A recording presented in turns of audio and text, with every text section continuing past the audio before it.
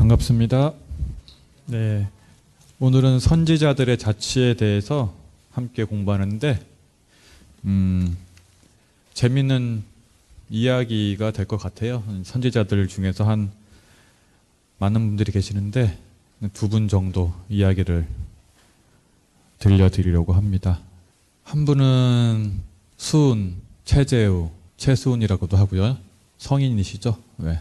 그리고 동학의 창시자시고 그 옆에는 그 동학의 창시자의 제자 해월 최시영, 이분이 이제 쓰신 책이 많지는 않아요. 예, 책을 보고 또 이분의 제자들이 쓰신 책을 보면서 저는 참 이 두 분이 너무나 큰 성인이시고 참 따뜻하고 읽으면서 이제 참 눈물 나는 훌륭한 분이시구나 라는 생각을 하게 됐고, 너무 재밌게 이분들이 수도하는 과정, 삶에 대해서 재밌게 봐서 제가 재밌게 봤던 것들의 엑기스를 조금 전달해 드리면은 우리나라의 정말 자랑스러운 성인 두 분에 대해서 알 수 있을 것 같습니다. 이제 이분이 나오게 된 배경이 좀 있는데, 그 전에 우리 원문을 한번 봉독을 먼저 하면서 보겠습니다. 서가모니 불께서 정법, 상법, 계법을 말씀하시고 열의 멸후 후 500년을 말씀하시어 삼시 또는 오시로 불법의 성세와 재흥을 예언하신 것이나 미륵보살을 당내교주로 수기하신 것 등은 다 불문에 널리 알려진 일이다. 좀 어렵죠? 여러분들 한문세대가 아니니까. 근데 쉬운 얘기긴 한데 여러분들 정법, 상법, 계법은 많이 들으셨죠? 근데 그것을 삼시라고 해요. 정법, 정법시, 상법시, 말법시인데, 불교라는 종교가 성립이 되려면은 이제 크게 세 가지로 본 거예요. 어떤 거냐면 교법이 있어야 되고, 그죠? 법이 있어야 되잖아요. 그 다음에 뭐가 있어야 되죠? 그 법을 실행해야 되잖아요. 그죠? 그래야지 법이 살잖아요. 교법이 있고, 지금 이렇게 수요공방 오신 것은 그것을 실행하시는 거죠. 교법에 대한 실천이 있어요. 그 다음에는 세 번째는 그거에 대한 깨달음이 있어요. 증득. 그래서 교법과 실행과 증득이 이 불교의 어떻게 보면 생명이라고 할 수 있겠죠. 근데 정법 시대, 부처님 탄생하시고 이제 500년 정도에는 그것이 다 살아있는 거예요. 교법도 살아있고 실천도 살아있고 증득도 살아있어요. 증득이라는 것은 부처님 법대로 실행해서 깨우친 사람이 있다는 거예요. 그것을 정법시라고 그래요. 그 다음에 상법시는 뭐냐면은 부처님의 교법은 있어요. 그리고 그 부처님의 교법을 실행하는 실천이 있어요. 근데 뭐가 없다? 증득한 사람이 없는 거예요. 네, 증득. 그 다음에 말법시는 교법만 있어요. 실천하는 사람도 없고, 그 다음에 그것을 실천하는 사람이 없으니까 증득하는 사람도 없겠죠. 그래서 말법시가 되면은 장엄을 위주로 해요. 어디 절 가면 막 장엄은 돼 있는데 실제로 수행한 사람은 없거나 깨달은 사람이 없는 거예요. 그러니까 이제 장엄으로 스케일로 압도하는 거예요. 뭔가. 그래서 예전에 석가모니 불께서 앞으로 불교가 정법시, 상법시, 말법시를 통해서 변화가 될 거라고 삼시를 말씀하셨죠. 오시는 또 뭘까요? 오시는 부처님께서 부처님의 그 설법, 부처님의 법을 설한 것을 5가지로 이제 표현한 건데, 이런 것이 있습니다. 부처님의 설법을 시대순으로 하는 건데, 부처님께서 제일 처음에 하신 설법이 화엄시라고 해요. 화엄경을 설하셨대요. 화엄경. 21일 동안. 네. 우리가 저기에 있잖아, 일반적으로. 내가 뭔가를 깨치면은 처음에는 너무 기뻐가지고 듣는 사람은 생각하지 않고 내가 깨친 걸 일단 막 쏟아내잖아요. 화엄시는 가장 어려운 법문이에요. 그러니까 21일 동안 법문을 설했더니 알아듣는 사람이 없는 거예요. 예. 그래서 어떻게 했다? 이제 화엄시를 하고 나서 이제 노곤시가 됩니다. 노곤시. 12년 동안 21일간 화엄시를 했는데 알아듣는 사람이 없어요. 그래서 노곤시를 한 건데, 노곤시라는 것은 녹야원에서 여러분들 초기 불교 경전 아함경이 있어요. 되게 소박한 내용들이 많이 있어요. 그러니까 좀 이제 쉽게 한 거예요. 아함경을 통해서. 그것이 이제 12년간 했던 노곤 씨고, 그 다음에 이제 제자들이 조금 이해가 높아가니까 소승이라는 것은 자기 수행 중심의 설교예요. 그러다 보니까 이제 방등시는 대승경전이거든요. 네. 대승경전에 대해서 설법을 하십니다. 유마경, 승망경 이런 것들. 네. 8년 동안 설을 하세요. 그 다음에 불교의 꽃이라고 할 수 있는 반야시가 있는데, 반야시는 이제 22년 동안 가장 많은 기간 동안에 설을 한 건데, 반야경을 설하죠. 여러분들 잘 아시는 반야바라빌다심경, 금강경 같은 것들은 이제 이때 나오는 거예요. 이것이 이제 22년. 가장 많은 것을 설하신 것이 이제 반야경. 이것이 이제 반야시예요. 네 번째. 화엄시, 노건시, 방등시, 반야시.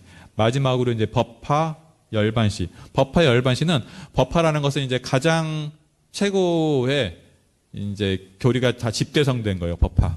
그 법화경을 8년 동안 설하시고, 이제 이야기에 의하면은 마지막 하루에 열반경을 밤낮으로 설하시고 열반하셨다는 경이 있어요. 이것은 이제 부처님을 이제 부처님의 설법을 이제 시간적으로 오시로 표현한 것.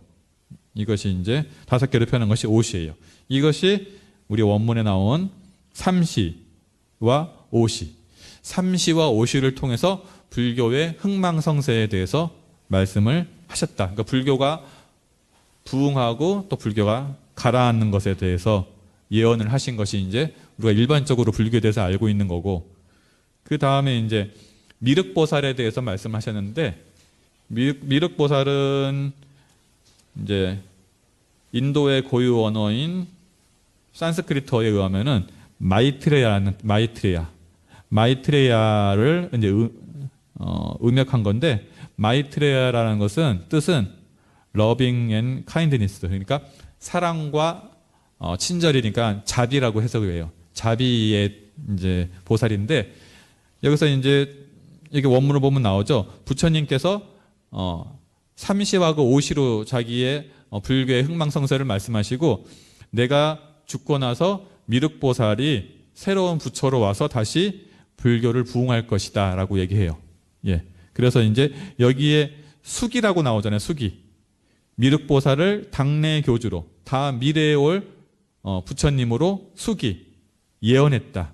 수기라는 것은 예언적인 교서를 수기라고 해요.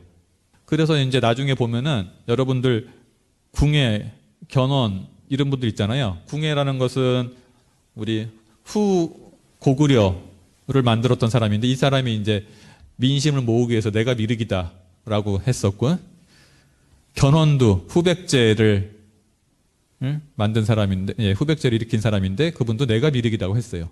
예, 다 이제 민심을 모으기 위해서. 그래서 난세가 되면은 내가 미륵이다. 서양에서는 내가 구세주다, 메시아다 하는 것처럼 우리나라에서는 이제 내가 미륵이다라고 했고, 가장 최근에 내가 미륵이라고 하신 분은 증산. 그래서 나는 상제다, 예, 옥황상제다, 그리고 내가 미륵이다라고 했죠. 이렇게 이제 부처님 이제 얘기를 한 거예요. 부처님께서 이렇게 3개의 때와 5개의 때로 얘기하시고, 불교의 흥망성쇠를 얘기하시고, 미륵보살이 올 것을 얘기하셨는데, 미륵보살이 미래의 부처님으로 오실 것을 얘기하셨는데, 그것을 난세에 이용하는 사람들이 있었다라는 얘기죠. 이제 원문을 또 보면은 그중 특히 한반도에서 금강산이 법기도량으로 이 나라가 불국 연토로 믿어져 온 것은 미륵부를 기다리는 신앙 행사가 다른 어느 지역에서 보다 성행하였던 사실과 더불어 주목할 일이다. 이는 실로 이 땅 불문의 선지자들이 한반도가 장차 새 불토로 될 것을 예견하고 민중의 마음속에 그 믿음을 뿌리 깊이 심어준 것이다. 그러니까 이런 미륵 사상이 우리나라에 특히 더 강하게 나타났어요. 근데 그 강하게 나타난 지역이 금강산이에요. 금강산을 법기도량이라고 했는데, 법기도량이라는 것은 법기보살이 있는 것이 법기도량이에요. 법기보살이라고 하는 것은 뭐냐면은 보살 중에서 리더, 최고의 보살을 법기보살이 있는데 그 법기보살이 머무는 것이 법기도량이고 이렇게 표현했습니다. 불경에서는 금강산에 12,000봉에 각각 보살이 있는데 그 중에 가장 뛰어난 법기보살이 금강산에 있다.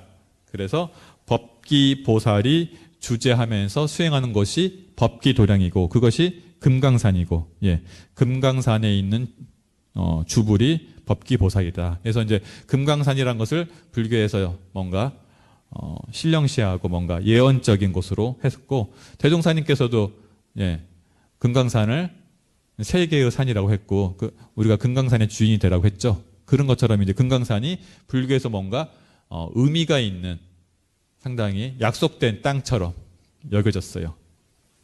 그래서 이 법기도량 그리고 불국연토라는 것은 이제 부처님과 인연이 있는 국토. 우리 한국이라는 것은 세 부처님이 나실 인연이 있는 국토다라고 해서 이제 앞에 영화 보면은 프롤로그 나오잖아요. 이렇게 딱 배경이 나오는 거예요. 이렇게 정법, 상법, 말법 시대가 되고 미래의 부처님이 오실 때가 돼서 한반도에 새로운 부처님이 오실 것이다라는 것을 이렇게 밑바탕에 깔아주는 거죠. 그래서 그 당시에 이제 세 부처님이라고 해서 우리 수은, 해월, 증산, 그리고 대종사님 이런 분들이 많이 새 시대의 주세불, 그리고 개혁의 성자로서 많이 부각이 됐죠. 예. 이렇게 이제 앞에까지 배경이 깔리는 거고요. 한반도가 부처님이 오실 약속된 땅이고, 그래서 금강산이 또 법기도량인데 그 법기도량에 법기보살들이 많이 올 건데, 그래서 한반도에는 유명 무명의 많은 선지자들이 혹은 비결로 혹은 도참으로 혹은 가요로 미래의 조선이 세계가 우르르는 거룩한 국토로 된다는 신념을 더욱 고취하였고, 원기전 대종사님이 대각하기 50년 전에 50년대에 동학의 최수우는 후천개벽을 외치면서, 예, 이제 후천개벽을 얘기하신 거죠. 예, 여기까지가 이제 예고편이 되는 거예요. 그래서 이 땅에 선지자들이 나타났다. 그러니까 이제 민중들이, 자, 여러분들이 뭔가 점을 많이 볼 때 언제 점을 많이 봐요?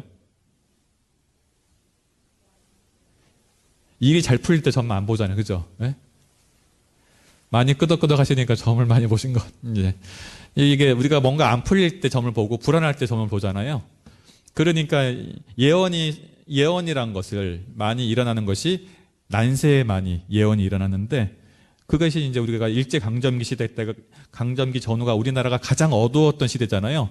그때 이제 예언들이 많이 나타났는데 그것이 비결로, 비결이라는 것은 비서, 비밀리에 내려놓은 책, 그리고 도참. 도참이란 것은 뭐냐면 예언적인 사상이에요. 예언적인 사상. 나중에 뭐 우리 대표적으로 정감록 여러분들 많이 들어봤죠? 조선 3대 예언서. 이런 것들이 이제 도참 사상이라 그래요. 예.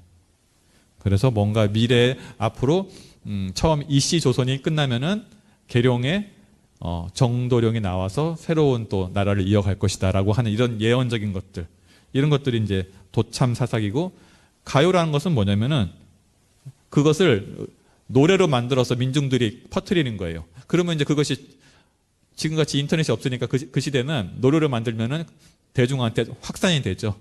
예. 그래서 이런 예언적인 이야기들이 비결, 도참, 가요 같은 형식으로 전파가 됐다. 그런 전파가 되는 와중에 우리 일제시 강점기를 앞두고 위대한 성자들이 탄생한 거죠. 그것이 오늘 말씀드릴 최수은, 최재우, 그 다음에 해월, 최시영 선생님이에요. 여기까지가 이제 그분들이 왜 이렇게 나타나게 됐냐입니다. 수은, 최재우 분은 몰락한 양반의 자손이에요. 이런 생각이 들더라고요. 여러 선지자들이나 성자들을 보면은 공통점이 있는데, 결핍을 자기 수양의 계기로 승화를 많이 시키는 것 같아요. 네. 괴로워야지 공부가 돼요. 이게 편하면 공부가 안 돼요, 여러분들. 예.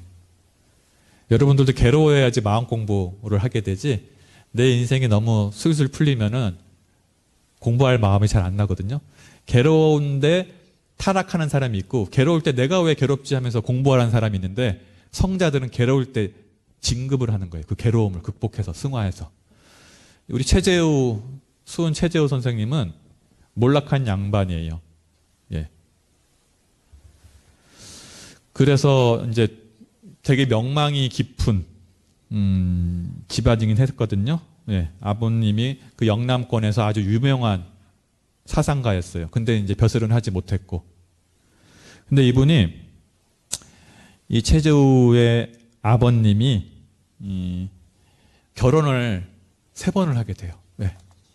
그 최재우가 이제 3번째 부인에게서 난 아들이 되거든요. 첫 번째 결혼을 하고 나서 부인이 좀 일찍 사별하게 돼요. 그래서 또 2번째 결혼을 했는데 37세인가에 돌아가셔서 또 결혼했는데 또 후사를 또 보지 못하고 또 돌아가세요. 51세인가.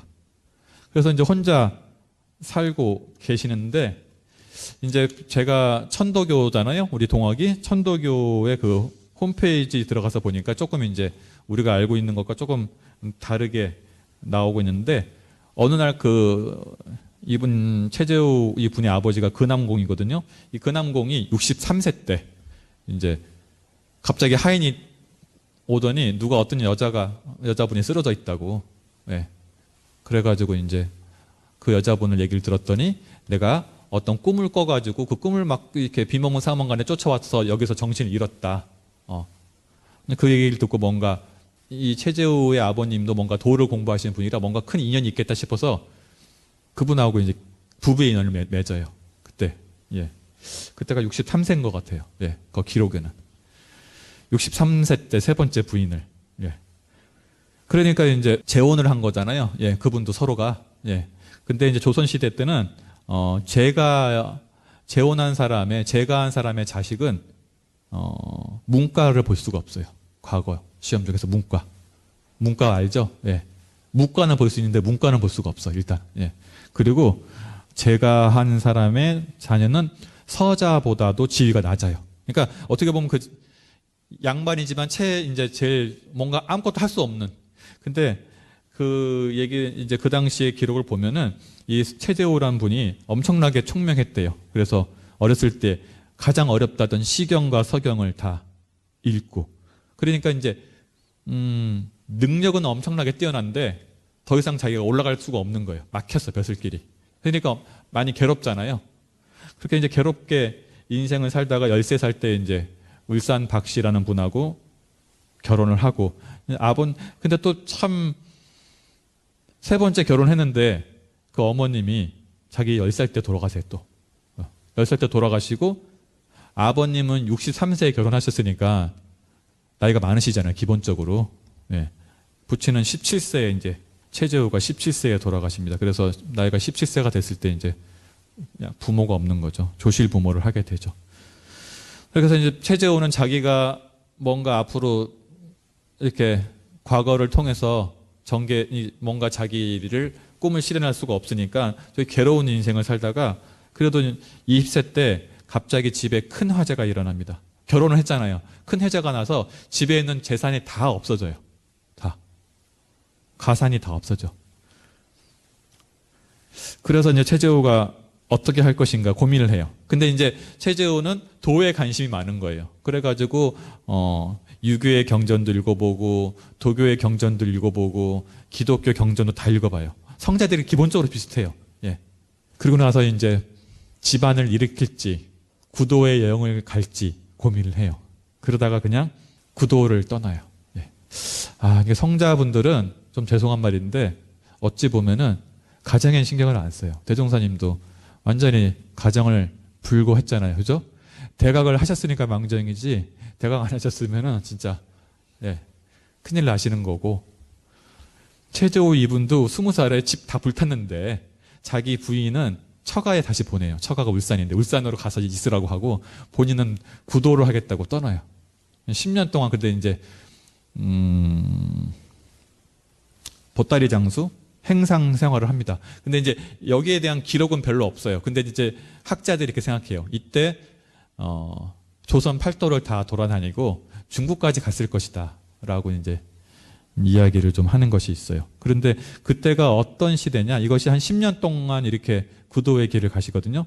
구도의 길을 가시면서 서당에 가서 또 대화도 나누고 또 기독교를 보면서 또 하고 새로운 사상들을 자꾸만 이제 대종사님 저거랑 비슷해요. 구사고행성하고 뭔가 자기의 이 갈증을 풀어줄 사람을 만나기 위해서 돌아다녔는데 이때가 어떤 시대냐면은 중국에 아편 전쟁이 일어나던 시대예요.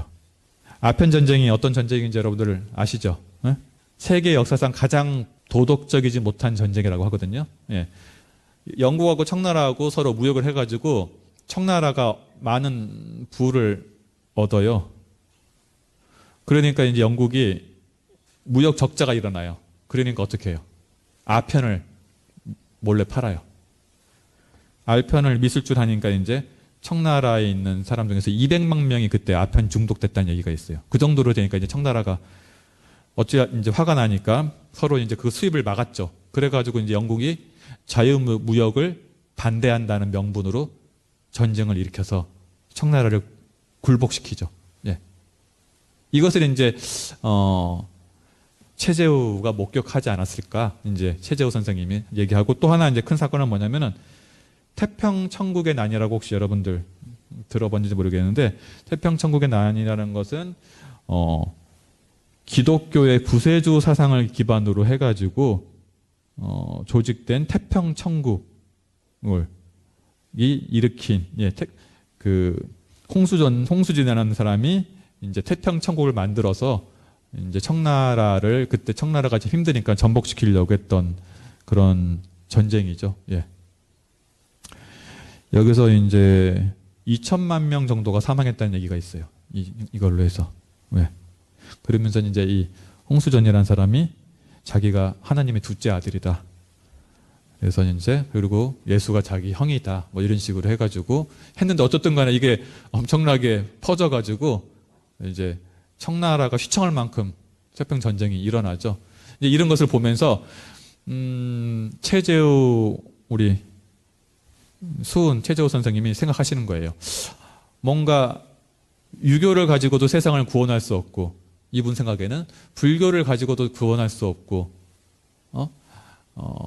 기독교를 가지고도 할 수 없다 생각해요. 처음에는 이제 서학이라고 해서 천주교를 보면서 서학이 상당히 발달해서 뭔가 서양의 문물을 배우겠다고 하다가 이렇게 지금 아편 전쟁을 완전히 그 서양이 동양을 침탈하는 거잖아요. 명분 없이.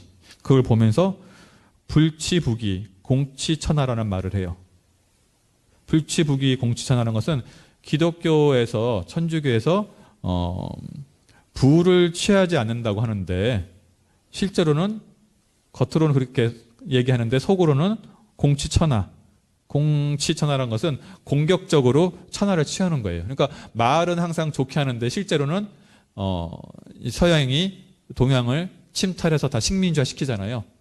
거기에 대해서 이제 서양의 사상도 과학은 발전했고 좋은 거지만은 정신적으로는 우리가 배울 것이 못 된다라고 생각해서 10년간의 방황 끝에 다시 돌아와요.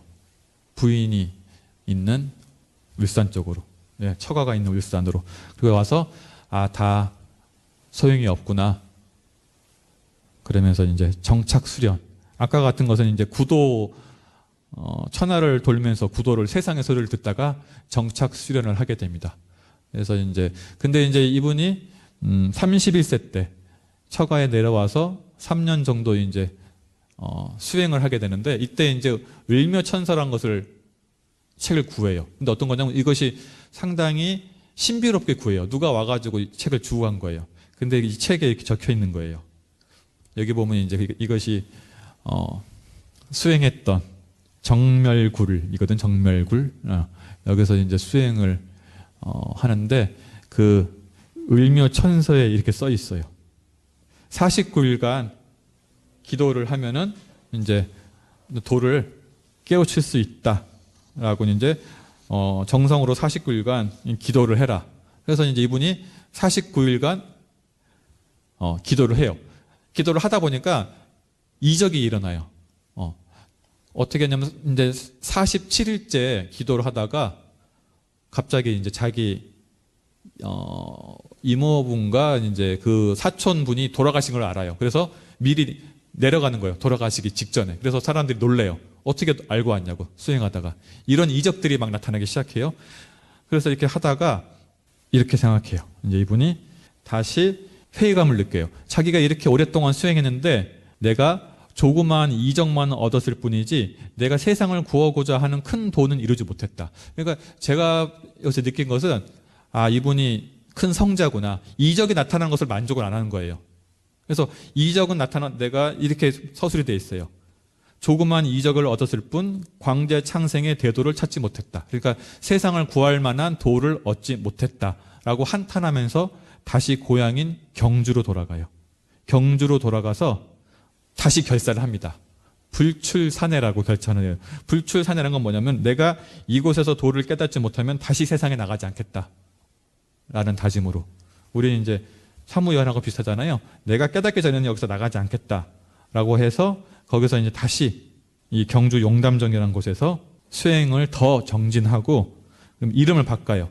원래 이름이 최재우가 아니라 최재선이었어요. 최재선이었는데 이제 최재우로. 재우라는 것은 어리석은 백성을 건지겠다. 그러니까 재중의 의미인 거죠. 세상을 건지겠다라는 재우로 이름을 바꿔요. 이때. 그러니까 이때 큰 결심을 한 거죠. 불출산해. 깨닫기 전에 나가지 않겠다. 그리고 내 이름을 바꾸는 거예요. 재선에서 재우로. 그러니까 이제 우리 대종사님과 비슷하죠. 뭔가 이게 자기의 개인적인 영달이 아니라 세상을 구하겠다. 예? 세상을 구하겠다는 마음이 항상 이게 이제 좀 다른 거예요. 대도가. 그래서 이제 이름도 바꾸고 이렇게 해가지고 하다가 드디어 깨침이 와요. 동경대전에 보면은 이제 조금 갑자기 상제의 목소리가 들렸다 이렇게 나오는데 제가 조금 이제 그 중에서 일부만 발췌하면 이래요. 갑자기 37세 때 갑자기 37세 4월 5일 날 이렇다고 해요. 심한신전. 심한신전이라는 것은 뭐냐면은 갑자기 막 가슴이 떨리고 몸이 막 이렇게 막 떨리는 거예요. 몸과 가슴, 뭔가. 그러니까 이제 마음과 몸이 같이 막 떨리는 거예요. 그래가지고 내가 왜 그러지? 무슨 병에 걸렸나? 막 이렇게 하고 있었는데 갑자기 목소리가 들리는 거예요. 목소리가. 그것을 이제 동학에서는 천사문답이라 그래요. 천사문답. 갑자기 이제 목소리가 들려서 이 최저우가 공중을 향해서 이제 물어요. 이게 뭐지? 이렇게 하는데 그때 이제 들리는 목소리 이래요. 지천지 이무지 귀신이란 말이 들려요. 지천지 이무지 귀신. 그래서 뭐라면은 사람들이 천지만을 알고 귀신을 모른다 라고 그래요. 그러면서 귀신이 곧 나다 이렇게 얘기해요. 그 목소리가. 사람들이 천지만을 알고 귀신을 모른다. 지천지 이무지 귀신. 그러면서 그 귀신이 나다라고 얘기를 해요. 그러니까 이제 제가 해석하기엔 그래요. 뭐냐면은 천지라는 것이 있는데 우리가 천지라고 그러잖아요. 천지가 이제 해가 뜨고 달이 지고 날씨가 변하고 하는 것이 천지가 있는 걸 알잖아요. 근데 그 천지를 움직이는 이법은 모른다는 거예요. 우리 같으면은 이제 천지의 식이죠. 그죠? 천지의 식이 있어서 천지가 움직이는 것을 그것을 이제 법신불이라고 하고 우리가 연기진로도 보잖아요. 그것을 이제 사람들은 현상만 보지 그 현상의 이면에 있는 것은 보지 못한다. 그런데 그것을 귀신이라고 한 거예요. 우리 같으면 법신이 되겠죠. 그것이 귀신이고 그 귀신이 곧 나다. 법신. 그러니까 이제 이 최재호 이분이 이제 물어요. 그러면은 내가 어떻게 귀신을 알 수 있습니까? 라고 물어요. 그랬을 때 그 유명한 말이 나오죠. 내가 어떻게 귀신을 알 수 있을까요? 그랬을 때 오심즉 여심이다. 오심즉 여심. 내 마음이 곧 너의 마음이다. 이 말을 듣고 도통을 해요. 오심즉 여심이다. 여러분들이 이제 오늘 가장 중요한 말이죠. 오심즉 여심이다. 여기 있는 사람들 다 오심즉 여심이잖아요. 내 마음이 우리 오늘 공연을 한 경주 교우의 마음이죠. 그리고 강연을 한 오늘 공연을 할 양도인 우리 회장님의 마음이고 오심즉 여심이야. 이것을 깨친 거예요. 왜냐하면 귀신이 있는데 세상을 움직이는 이법이 있어. 그것을 귀신이라고 해요. 근데 그 귀신이 나다. 근데 내가 어떻게 그 귀신을 알 수 있습니까? 라고 하니까 오심즉 여심이다. 내 마음이 곧 너의 마음이다. 그러니까 하나라는 거잖아요. 네. 우리가 우주 만유의 본원자리에 서서 하나잖아요. 예. 그것을 이제 깨치신 거예요. 이걸 깨치고 나서 이제 21자 주문을 얻게 돼요. 그것이 직이금지 원이대강 시천주 조화정 영세불망 만사지. 예. 이것이 이제 동학에서 가장 중요한 21자 주문이에요. 이것이 동학에서 하는 천도교에서 하는 가장 중요한 수행 중에 하나고, 동학에서는 주문 수행이 아주 중요하거든요. 21자 주문 뜻을 직이금지 원이대강은 뭐냐면은, 직이라는 것이 한울림이에요. 한울림. 직이금지. 예. 한울림. 천지에 가득한 한울림이 직이금지 원이대강. 천지에 가득한 한울림의 기운과 내 몸의 기운이 하나로 항하여 크게 통하소서. 예. 대강이라는 것은 통하는 거거든요. 그러니까 우리 영주랑 비슷하죠. 천지연기 아시죠? 예. 시천주 조화정. 한울림을 모셔서 내 마음이 한울림의 덕에 합하게 하소서. 한울림의 덕에 합하는 것이 조화정이에요. 그래서 영세불망 만사지. 영세, 영겁토록 잊지 않아서 않으면 만사지.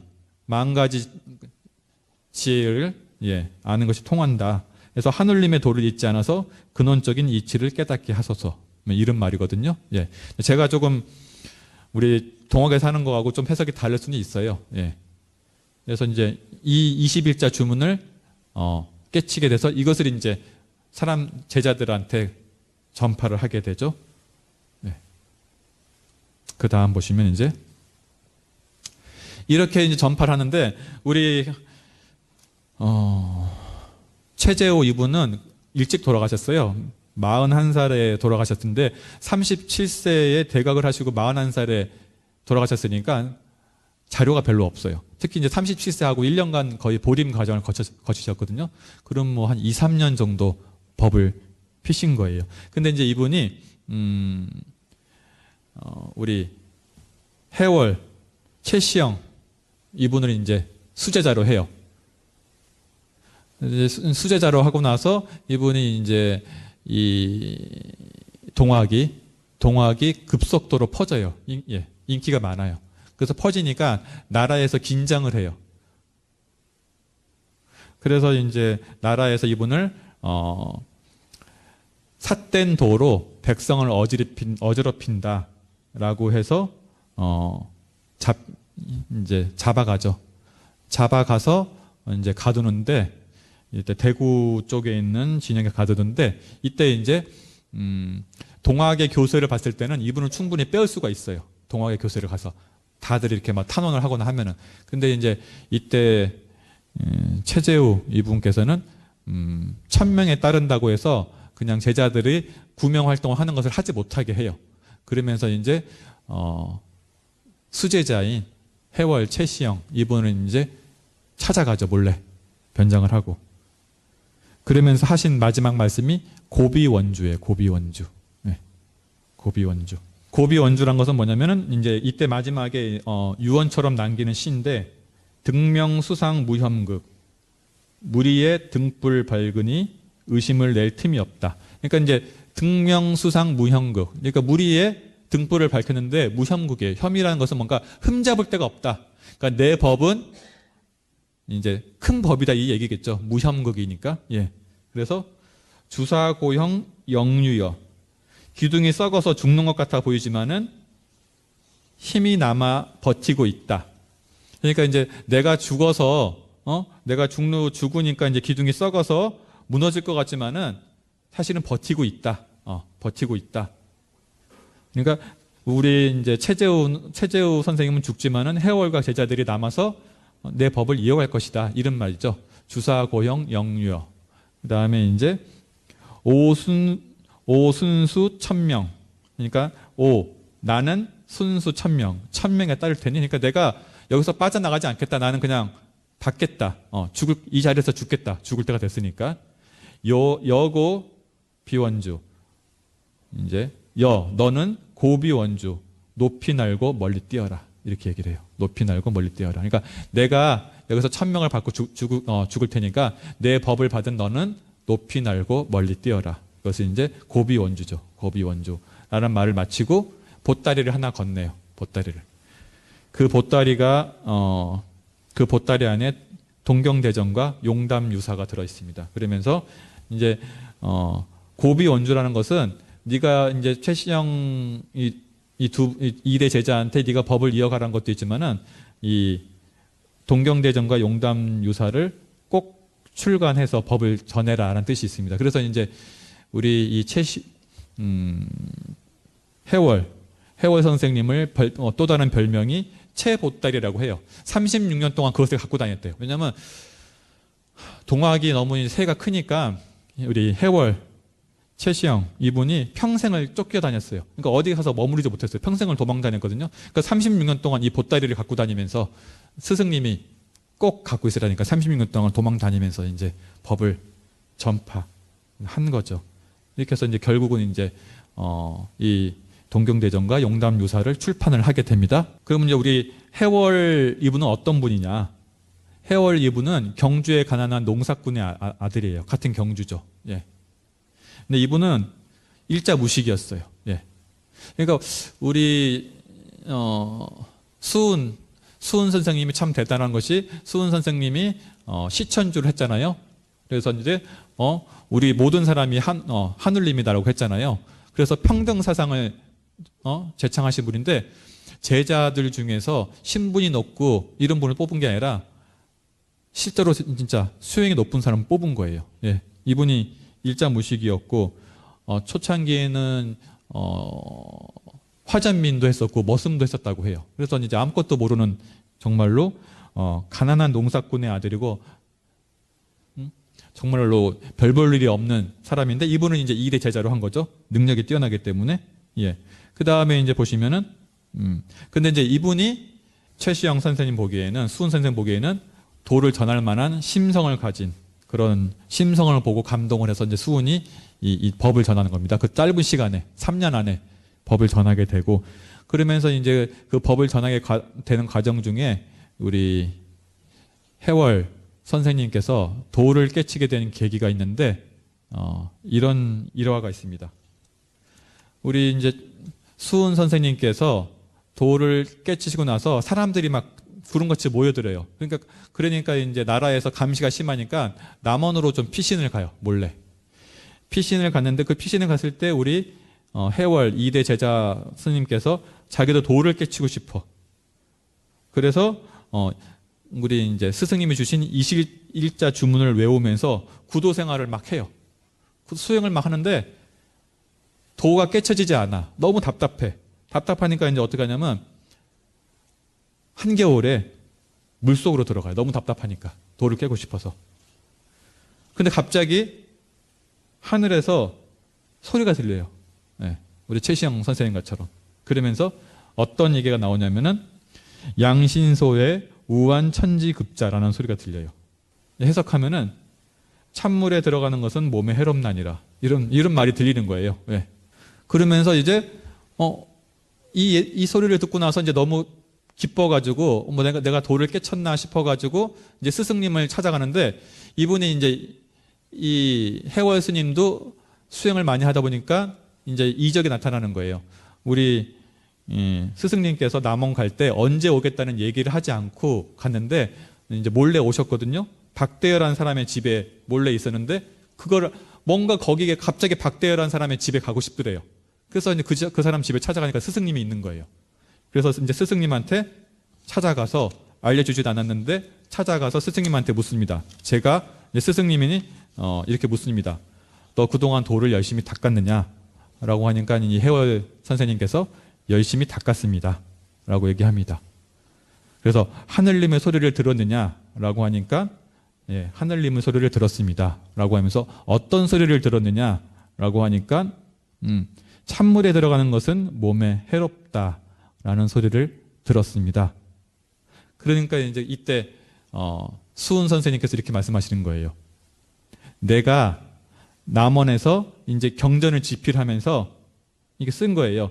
찬물에 들어가는 것은 이제 수행서를 쓰면서 찬물에 들어가는 것은 몸에 해롭다라는 것을 경전에 쓰고 나서 내가 달밤에 나가서 그것을 이제 큰 소리로 한번 읽었는데 내가 그 소리를 들은 모양이구나. 그러니까 이제 스승에 대한 그 신심이 얼마나 사무쳤으면은 스승이 이제 글을 쓰고 나서 그것을 한번 달밤에 읽었는데 그 소리를 들은 거예요. 예. 그러면서 이제 수은 선생님께서 이렇게 얘기를 하셔요. 그건 하늘님의 소리가 아니라 내 소리였느니라. 이렇게 얘기를 하세요. 근데 이제 그 말을 듣고 우리 해월 선생님께서 깨쳐요. 그건 하늘님의 소리가 아니라 내 소리였느니라. 이 말을 듣고 이제 깨쳐요. 아, 하늘님의 소리는 사람의 소리구나. 사람의 소리가 하늘님의 소리구나. 듣고 깨치는 거예요. 그래서 이제 이것이 해월 스님의 득도하게 된 깨달음에 된 인연이 되죠. 그래서 이렇게 그 해월 스님이 깨치게 되고 그래서 이제 정식으로 2대 교주가 되는 겁니다. 그래서 이제 이 해월 선생님께서 우리 천도교를 이제 완성을 하게 되고 이 천도교가 해월 선생님께서는 30년 이상 있었기 때문에 많은 법문들을 하게 돼요. 그 중에서 이제 가장 유명한 법문 하나가 있다면 천주직포라는 법문이 있어요. 천주직포. 이 해월 선생님께서 청주 서택순의 집에서 들렸는데 뒤쪽에서 뭔가 배를 짜고 있는 소리가 들려요. 그래서 이제 해월이 누가 배를 짜고 있느냐라고 그 서택순한테 질문을 합니다. 그러니까 이제 서택순이 제 며느리가 배를 짜고 있습니다라고 이렇게 대답을 해요. 그러고 나니까 또 한 번 물어요.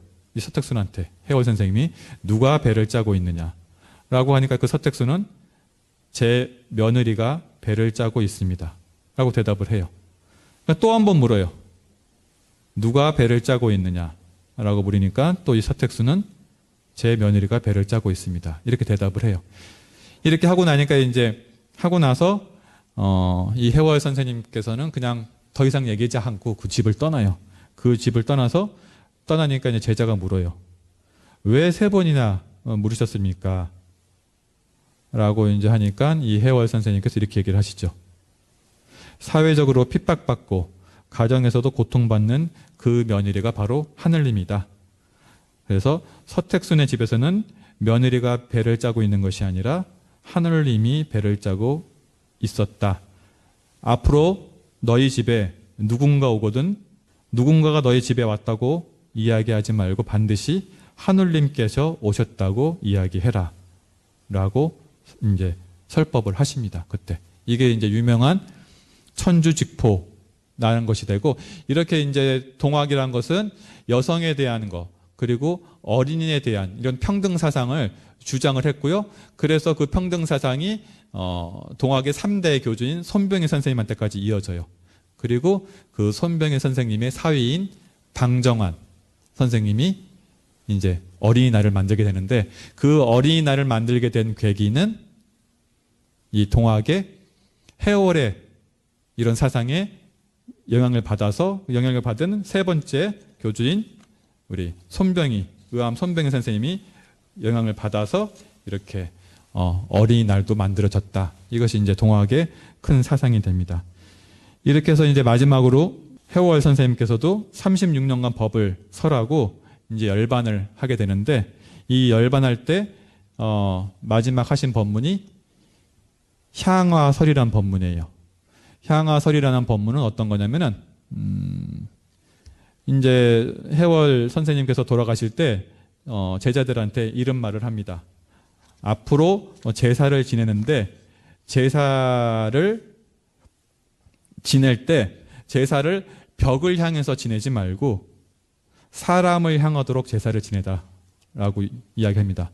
그러면서 제사를 지내는 것은 우리가 감흥이 있는 것은 사람이 감흥을 하는 것이지 벽이 감흥하는 것이 아니다. 제사를 받들고 위를 베푸는 것은 사람을 향해 하는 것이다. 그래서 향아설이 그때까지는 향벽설을 했었죠. 제사를 지낼 때 수조를 항상 벽을 위해서 돌아가신 분들을 위해서 수조를 했었는데 이제 동학에서는 마지막에 해월 선생님께서는 내가 죽거든 나한테 제사를 지낼 때 향아설이 사람을 향해서 나를 향해서 제사를 지내라라고 해서 이제 그 동학의 인내천 사상, 사람이 곧 하늘이다. 그래서 사람 본의의 사상을 마지막으로 한 번 더 설하고 이제 돌아가시게 됩니다. 그래서 지금 동학은 그리고 천도교는 향하설이의 제사를 지금도 지내고 있어요. 예. 어떻게 보면 어떤 면에서 보면 상당히 우리 원불교의 그런 합동제사나 이런 것보다도 더 앞서가는 걸 수도 있죠. 그래서 향하설이라고 해서 사람을 향해서 제사를 지낸다. 사람이 감흥을 향해야 한다라고 하고 있습니다. 이것이 이제 우리 선지자들의 자치 중에서 제가 보기에 가장 최근에 위대하신 선지자인 수은 선생님과 해월 스님이 갖고 계시는 구도 가정이고 그리고 삶이었습니다. 이제 그래서 오늘 마지막으로 정리해 보면은 이런 것들이 이제 선지자들의 자치를 통해서 우리가 한번 스스로한테 질문을 해볼 필요가 있어요. 선지자들의 삶과 구도에서 볼 수 있는 공통점이 무엇인가? 대종사님 그리고 우리 해월 그리고 수은 선생님의 삶과 구도에서 볼 수 있는 공통점은 무엇인가? 그리고 우리 선지자들 이 해월 그리고 수은 선생님이 삶과 구도가 우리에게 주는 의미는 무엇인가? 그 의미를 생각해 보면은 대종사님이 오신 의미도 같이 연결이 되고 그래서 우리 교사에서 선지자들의 자치를 이 교사에 넣은 거죠. 우리 오늘 들으시면서 선지자들의 삶과 구도에서 볼 수 있는 공통점이 무엇일까요? 우리 수은 선생님과 해월 선생님이 삶과 구도에서 볼 수 있는 것. 어떤 공통점이 있는 것 같아요? 삶과 구도에서. 그리고 그분들의 삶과 구도가 우리한테 어떤 의미를 주느냐.